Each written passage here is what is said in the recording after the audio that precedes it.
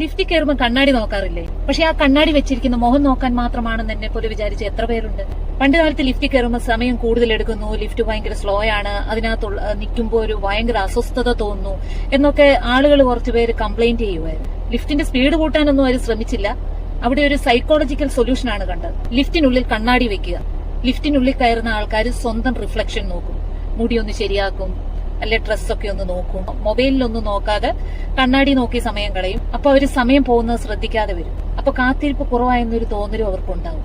പക്ഷെ അത് മാത്രമല്ല, ചില ആളുകൾക്ക് ചെറിയ അടച്ച സ്ഥലങ്ങളിൽ നിൽക്കുമ്പോൾ ക്ലോസ്ട്രോഫോബിയ, അതായത് അടച്ച സ്ഥലങ്ങളോടുള്ള ഒരു ഭയം, ഒരു അസ്വസ്ഥതയൊക്കെ അനുഭവിക്കാൻ തുടങ്ങി. കണ്ണാടി ഉള്ളപ്പോൾ ലിഫ്റ്റിലെ സ്ഥലം യഥാർത്ഥ സ്ഥലത്തേക്കാൾ കുറച്ചുകൂടി വലുതായി തോന്നും. ചുറ്റുപാടുകൾ കൂടുതൽ തുറന്നതുപോലെ അനുഭവപ്പെടും. ശ്രദ്ധ ഭയത്തിൽ നിന്ന് മറ്റൊരിടത്തേക്ക് മാറും. ചിലർക്ക് ആങ്സൈറ്റി തന്നെ കുറയാൻ സഹായിച്ചു. നമ്മുടെ ശ്രദ്ധ മറ്റൊരിടത്തേക്ക് മാറുമ്പോൾ കാത്തിരിപ്പും അസ്വസ്ഥതയൊക്കെ കുറവായി അനുഭവപ്പെടും.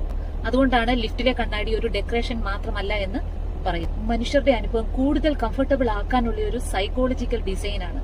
ചിലപ്പോ സാഹചര്യം മാറണമെന്നില്ല, പക്ഷെ അതിന് നമ്മൾ അനുഭവിക്കുന്ന ഒരു രീതി മാറ്റുമ്പോൾ മുഴുവൻ അനുഭവവും മാറും.